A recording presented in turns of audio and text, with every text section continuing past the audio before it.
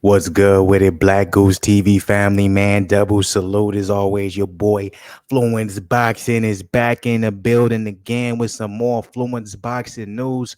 And in this particular case, it's a little bit different, family. I'm gonna ask y'all a question. You know what I'm saying? I'm not necessarily presenting any breaking news or anything that nobody knows about when it comes to the boxing community or something that's being popularly discussed within the boxing community. But I was on boxingscene.com scrolling through the articles, you know what I'm saying, reading through the boxing news, all that good stuff, you know what I'm saying, looking for some content, some things to talk about when it comes to, the YouTube family. And I saw this particular article from boxingscene.com, and it was very interesting to me. Now, I have not read through it. It was just the headline of the article that was very interesting. I said, you know what?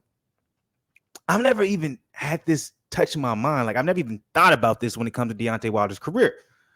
What am I talking about? As you guys can see over here, when it comes to the article headline, as you guys can see below, when it comes to the YouTube title name to this video, is Deontay Wilder right now, currently, if he were to retire after that Tyson Fury trilogy, would he have been considered a Hall of Famer? Like, let's say he wasn't coming back. Let's say there's not a possibility of him facing Usyk or AJ or Joe Joyce or Andy Ruiz or any of these guys, right? Even Robert Helenius, however or wherever you want to place him, when it comes to, heavyweight rankings. But let's say he did decide to retire, like a lot of people thought he would. He even said himself he contemplated on doing it after that last Tyson Fury fight. Would Deontay Wilder have been a Hall of Fame boxer? This didn't even cross my mind. This has never crossed my mind. You want to know why it hasn't crossed my mind? Well, I'm going to be 100 with you. I'm biased. Deontay Wilder, I love Deontay Wilder. Love him. One of my favorite current heavyweight boxers. Love a lot of current heavyweight boxers. Deontay Wilder is one of them, okay? So because of that, I'm essentially already believing, of course, he's going to be a Hall of Famer, right? Of course. And that's me showing my bias. But when I sit back and I think about it, and, people always want to talk about resume, who is this guy beat, who's this guy beat, boxing, championships, all this good stuff, right? Then it's like, okay, well, when you break it down and you look at all the details, is there a possibility if Deontay Wilder didn't come back, or is there even a possibility of Wilder coming back? And let's say it doesn't go the way we thought it would go for him. Is there a possibility we can say, even though we'll remember Deontay Wilder for a long time, or at least our era would, but he may not be a Hall of Famer? Is that a possibility? I don't know. And that's what I want to ask y'all, Black Goose TV family.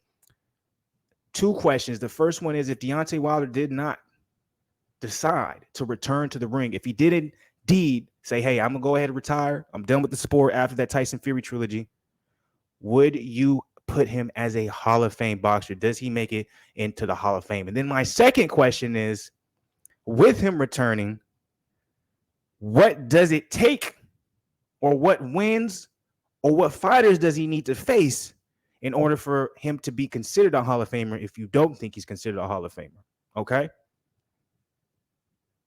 Or is it even possible? Do you think there's actually, fighters or competition out there that he can face? And if he wins, it will put him into that, graces of you believing that's where he should be, as, saying a Hall of Famer when he retires. What do y'all think? So answer that question for me, Black Goose TV family, man. Drop it below, because I really want to know, because this was this has never crossed my mind, because I'm such a big Deontay Wilder fan. So, like, initially, especially with him still being in the sport, that's, with me seeing such great fights from him, great knockouts, I'm just assuming, of course, he's a Hall of Famer fighter. But when you do kind of break down the details, who he's fought, he's only had the WBC belt, etc., there may be some arguments coming in where it's like, well, you might be tripping a little bit, Flu. You might be tripping. You're being a little bit too much of a fanboy. So, what I'm saying? Keep me grounded, family. If I'm tripping, saying like, yo, Deontay Wilder is an absolute clear-cut Hall of Famer. No question. No argument. He is a Hall of Famer, whether he retired now, whether he comes back and gets knocked out by Robert Helenius. He's a Hall of Famer based off of just the impact he's had on the sport and giving us one of the best heavyweight trilogies ever in boxing history. I say he's a Hall of Famer because of that, but that can be my biasness. That can be being a fanboy. That can be, living in the moment. You know what I'm saying? Maybe my head's just too far up in the clouds. Well, I need someone to pull me down. It's like, when you're holding a balloon as a kid in that joint, when it just floats up and it's gone. If there's no ceiling above, that joint gone. But if there's a ceiling, it gets caught.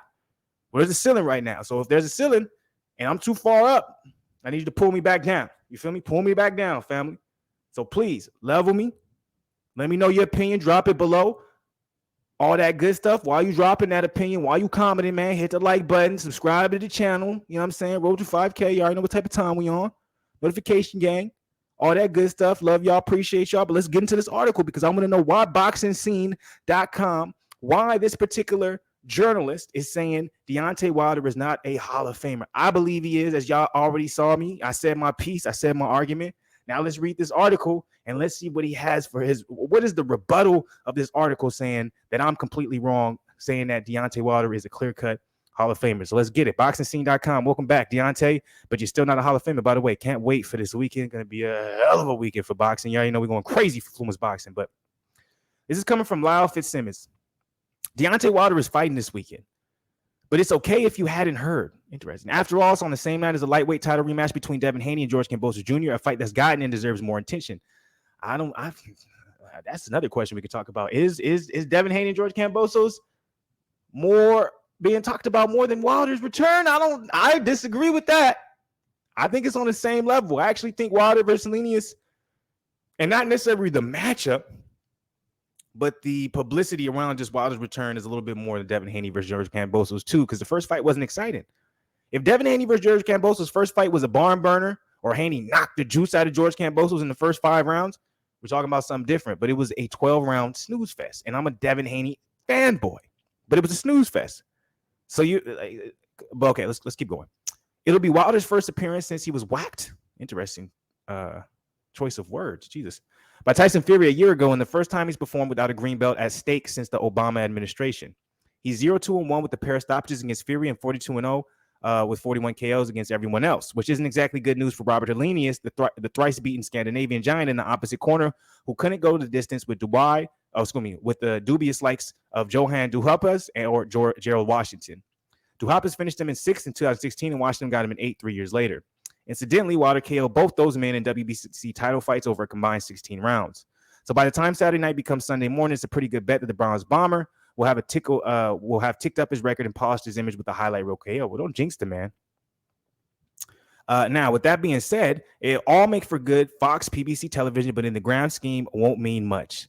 He's not the best heavyweight in the world based on results against Fury. In fact, he's probably not even second best in the world based on the recent accomplishments of ex-cruiserweight king Alexander Usyk. That's an interesting take. Or an assumption in my personal opinion, because Usyk hasn't fought Fury. So for you to go off of Usyk just beating Joshua and saying that he's a better fighter than Wilder because Wilder lost to Fury is weird boxing math. And despite what he's claimed in the Helenius run-up, he's certainly not an immortal either. I'm a Hall of Famer right now, he told this very website last month. I already know when those 5 years are up and I'm done competing, I'm automatically in the Boxing Hall of Fame, no questions asked. If not, I'll be very surprised. I feel the same way. It's going to be predictably bold statement from a perpetually bold guy, and he's absolutely right, but he's also very wrong. Given the iffy nature of someone who've been cleared for 21st century takeoff in the Central New York Mecca, Gotti, Kwai, Chakan, and McGuagan, among them, I can see this in 2022 reality that Wilder will indeed be a first ballot inductee whenever his name is on the ballot. The 10 defenses and spectacular KO rate will be ample rational for the yes votes, dismissing that he was twice splattered by the only champion he met, other than Bermain Sterving, that is, and few of the other challengers arrived with anything resembling a legitimate title shot pedigree. But in line with that 2022 reality, it is what it is, and I'm okay with it. Though barely past a half century myself, I'm fully aware of my undisputed dinosaur emeritus status when it comes to Hall voting criteria, which in simplest terms goes like this. Was the fighter among the best in his peer group for a prolonged stretch of time? Not a one-year star or a popular guy who got TV time solely due to a persona or style, cough, cough. Obviously, he's trying to implement as Wilder, but one of those guys for at least a handful of years who were on the short list of the best fighters in the years. If the answer is yes, think Mayweather and Pacquiao. He got my vote. If the answer is no, think Butterbean and Kardashian. He's got my apologies. Wilder, though perhaps not to the degree of the example cited, deserves a hard no. He might get points as a stout compiler, an extra nudge, thanks to Olympic medal street cred. But unless my hurricane addled mind is failing 2 weeks without electricity, will do that to a guy, believe me. I don't recall many suggesting, even at the peak of his powers, that he was any more an all-time great than simply the pick of historically inglorious heavyweight litter. At no point during his reign did he even make the ring's year-in pound-for-pound top 10. His most dedicated fan couldn't rank him better than 4th, trailing Lennox Lewis, Vladimir Klitschko, and Fury. Among the division's title claimants since 2000, and the less ardent might even concede the trouble he'd meet with the likes of Usyk, Vitali, or even Anthony Joshua. That's in an era, particularly Noah Lyles is golden when it comes to the big man. And if you dropped him in the 90s with Holyfield and Bo, or the 80s with Holmes and Tyson, well, let's just say this conversation would have been over a long time ago. So, interesting article.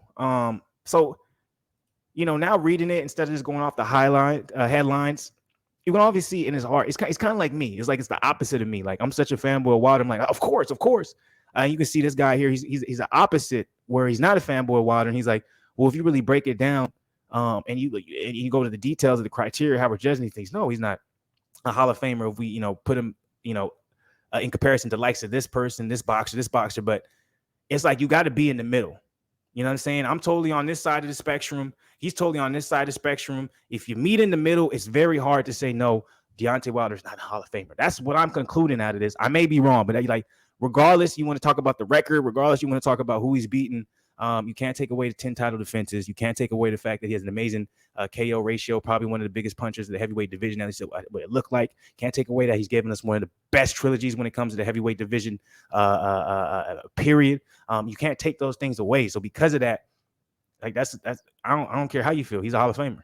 He's a Hall of Famer because he will be remembered for a very long time for those particular accomplishments, and a lot of it being that crazy trilogy he had with Fury. So that alone, I think personally deserves him to at least be mentioned. So if y'all disagree with me, let me know. If y'all agree with the article, let me know. Me personally, the way I took away from it, he's like, I got to accept that he's probably going to be a Hall of Famer, but I don't think he should be there. I'm the person basically saying, I think he's a Hall of Famer, clear cut, no questions asked, but I do understand people who think that's not the case, or they may think, he's going in there for the wrong reasons. I got to understand it. So two sides to every sword. You feel me? Double-edged sword. You know what I'm saying? So let me know how y'all think, man. Drop it in the comments below. Like the video while you're doing that. Subscribe to the channel. Show some love, baby. You already know Arnold Schwarzenegger side of the game. I'll be back with more boxing. Double salute. Much love to people. Stay blessed, not stressed.